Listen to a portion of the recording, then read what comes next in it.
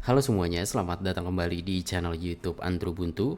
Jadi di video kali ini saya akan coba jelaskan ke kalian ya, perbedaan antara market dengan limit order teman-teman.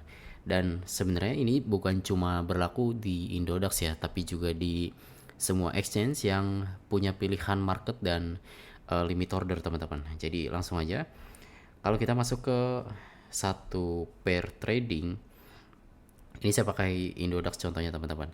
Di sini kan ada pilihan ya antara limit order dan market order. Ini saya tidak bahas stop limit dulu ya teman-teman karena di sini konteksnya buat teman-teman yang masih pemula itu biasanya pakai salah satu dari dua ini ya, limit dan juga market. Jadi bedanya apa sih? Dan apa yang akan terjadi kalau kita pakai limit order dan apa yang akan terjadi kalau kita pakai market order? Lalu kapan kita harus pakai limit dan kapan kita harus pakai market? Jadi sebenarnya jawaban simpelnya itu ya. Tidak ada yang lebih baik di antara keduanya teman-teman. Jadi sebenarnya jawaban pastinya adalah kapan kita harus menggunakan limit order dan kapan kita harus menggunakan market order. Jadi simpelnya kalau limit order itu teman-teman kita bisa masukkan di harga berapa kita ingin membeli atau menjual sebuah aset kripto ya. Sebagai contoh ini nih. Saya ingin beli Bitcoin di limit order.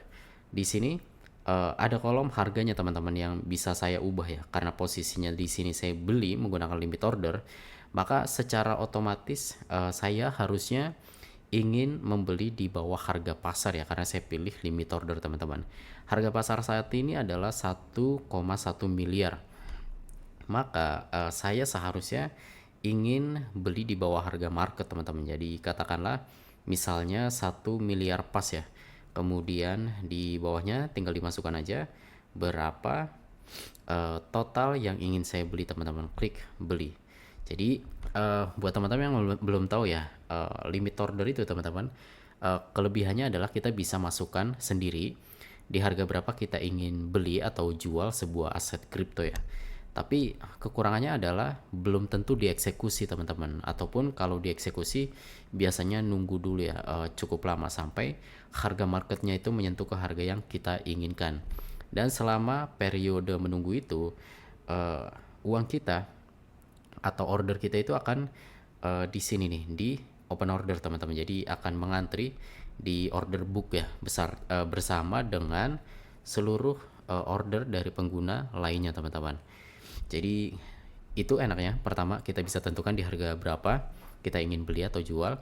Kedua, nggak enaknya itu adalah kalau kita ingin beli atau jual di harga yang lebih rendah atau jual di harga yang lebih tinggi ya, itu biasanya tidak akan eh, cepat tereksekusi teman-teman. Apalagi kalau kita masukinya harganya terlalu jauh dengan harga market ya. Kemudian marketnya justru makin menjauh teman-teman. Itu biasa akan lama dan mau nggak mau biasanya kalau udah terlalu jauh kita harus cancel teman-teman. Kemudian untuk market order itu sebaliknya ya. Jadi kalau limit itu kan kita tentukan sendiri di harga berapa kita ingin jual dan beli. Tapi kalau market kita tidak bisa tentukan di harga berapa kita ingin beli teman-teman. Tapi kita beli kripto atau aset kripto lainnya itu kita mengikuti harga yang tertera di sini nih. Jadi akan beli saat itu juga. Dan seperti yang dapat kalian lihat, ketika saya ubah tipe ordernya menjadi market order, dia langsung hilang ya kolom untuk mengubah harganya. Jadi di sini kita cuma ada dua kolom, jumlah Bitcoin yang ingin kita beli atau jumlah IDR yang ingin kita gunakan untuk membeli kripto ini teman-teman. Jadi kalau kita beli langsung akan tereksekusi teman-teman, tidak akan masuk ke open order di sini ya. Jadi itu perbedaannya dulu ya. Jadi enaknya kalau pakai market order itu teman-teman, order kita baik beli ataupun jual akan tereksekusi saat itu juga ya. Beda sama limit yang tadi kita harus uh, ngantri dulu di order book. Kekurangannya adalah biasanya akan ada slip age teman-teman. Jadi walaupun harga market yang muncul di sini itu adalah 1,125 miliar ya, itu biasanya akan ada slip age. Slip age itu perbedaan harga ya dengan yang muncul di sini nih. Jadi karena kita kan rebutan ya dengan pengguna lain yang juga melakukan market order. Jadi enak dan gak enaknya itu teman-teman.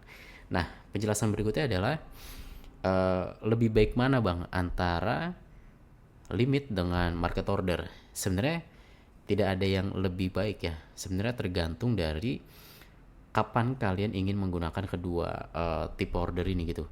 Jadi kalau kalian memang lagi ingin mengejar misalnya lagi harga Bitcoin ini lagi naik terus-terusan ya, kemudian kalian tidak mau ketinggalan momen gitu. Nah, itu kalian wajib atau idealnya menggunakan market order teman-teman. Jadi kalian tidak peduli harga saat ini itu berapa, yang kalian tahu itu adalah harga lagi naik terus. Nah, itu daripada kalian ketinggalan momen, kalian langsung beli menggunakan harga market atau harga saat itu ya. Sedangkan kalau limit order teman-teman, ini lebih cocok untuk kalian yang orangnya nggak mau buru-buru ya. Kalian udah tahu, misalnya bukan udah tahu ya, tapi kalian yakin harga sebuah aset kripto ini akan turun ke harga yang kalian sudah tentukan gitu. Nah, itu kalian cocok pakai limit teman-teman. Begitupun sebaliknya berlaku juga untuk jual. Misalnya kalian tahu nih harga Bitcoin akan naik sekian, jadi harga saat ini tuh belum nyentuh ke harga itu, tapi kalian udah ada bayangan gitu misalnya akan naik ke harga itu. Nah, itu kalian bisa pakai limit set di harga yang kalian tentukan. Jadi nanti ketika harga marketnya menyentuh ke harga tersebut, dia akan langsung otomatis terjual teman-teman. Ini juga cocok untuk kalian yang nggak buru-buru ya, kalian nggak peduli dengan market, jadi kalian memang ingin jual aja di harga segitu, entah itu menyentuh atau enggak ya udah biarin aja gitu. Jadi seperti itu ya. Dan di sini saya akan coba jawab juga pertanyaan kalian ya. Ada yang pernah nanya, "Bang, saya pernah pakai limit order, saya setting beli di harga tertentu gitu. Tapi ketika harga marketnya menyentuh ke harga limit yang saya tentukan, kenapa order saya tidak langsung tereksekusi, Bang?" Itu kemungkinan ada dua ya yang saya tahu. Pertama adalah bugs dari si exchange-nya. Entah itu bisa terjadi apa enggak, tapi uh, kemungkinannya kecil tapi tetap bisa terjadi teman-teman. Tentunya itu kalau memang sudah lewat ya. Dan kalau memang sudah lewat berarti memang itu bugs teman-teman, bisa dibilang ya. Maksudnya udah lewat tuh gimana? Maksudnya seperti ini nih. Saya setel limit order beli Bitcoin di harga 1 miliar pas. Kemudian harga Bitcoin itu sudah turun menyentuh lebih di bawah 1 miliar teman-teman, misalnya 900 juta. Nah, itu kalau sampai tidak tereksekusi juga, nah itu bisa dipastikan 90% mungkin bugs dari aplikasi exchange-nya ya. Kemudian kemungkinan kedua adalah karena masih menyentuh di ambang batas teman-teman. Misalnya saya ingin beli Bitcoin di harga 1 miliar pas ya. Kemudian harga saat ini kan 1,1 teman-teman, 1,1 miliar. Lalu katakanlah beberapa jam berikutnya harganya pas 1 miliar ya. Seperti dengan apa yang saya masukkan di limit order. Nah, itu adalah hal yang wajar teman-teman kalau tidak langsung tereksekusi ya. Kenapa? Karena bisa jadi ketika saya masukkan order saya di harga 1 miliar pas, bisa jadi sudah ada beberapa orang atau banyak orang lain, banyak pengguna lain yang memasukkan limit order di harga yang sama. Jadi saya bukan satu-satunya orang yang pasang harga di harga tersebut teman-teman, pasang order beli di harga tersebut ya. Jadi dengan kata lain, limit order yang ada di atas kita ya, orang-orang yang lebih dulu pasang harga yang sama dengan kita itu harus tereksekusi semua dulu. Jadi nanti baru setelah itu order kita yang dieksekusi teman-teman. Semoga bisa dimengerti ya. Kalau kalian punya pertanyaan atau mungkin ada sesuatu yang belum dimengerti dari penjelasan saya di video ini, tanyakan aja di kolom komentar, nggak apa-apa teman-teman, nanti akan saya coba bantu jawab sebisanya. Dan kalau kalian ingin belajar atau baca-baca lebih lanjut, kalian bisa baca di androbuntu.com ya. Di sana ada banyak banget artikel yang bisa kalian baca seputar kripto dan investasi teman-teman. Sekian untuk video kali ini dan kita berjumpa lagi di video berikutnya.